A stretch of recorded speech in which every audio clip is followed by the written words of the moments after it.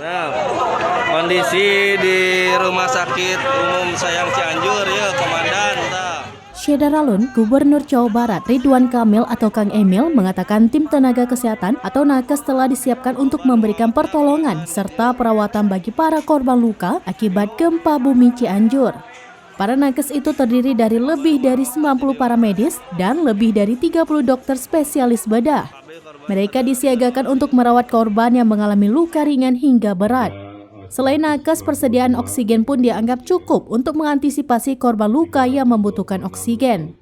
Sebelumnya, gempa bumi berkekuatan 5,6 skala Richter mengguncang Cianjur, Jawa Barat pada Senin kemarin dan menyebabkan korban jiwa serta kerusakan infrastruktur. Berdasarkan data sementara yang diperoleh dari Badan Penanggulangan Bencana Daerah atau BPBD Cianjur, per Senin kemarin pukul 21 waktu Indonesia bagian Barat, korban meninggal mencapai 162 jiwa. Sedangkan korban luka ringan mencapai 362 orang dan luka berat sebanyak 2.345 orang. Lalu pengungsi mencapai lebih dari 13.400 orang.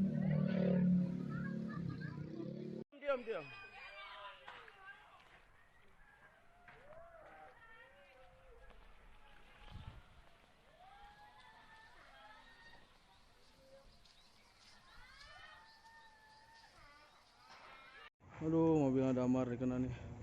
Astagfirullahaladzim.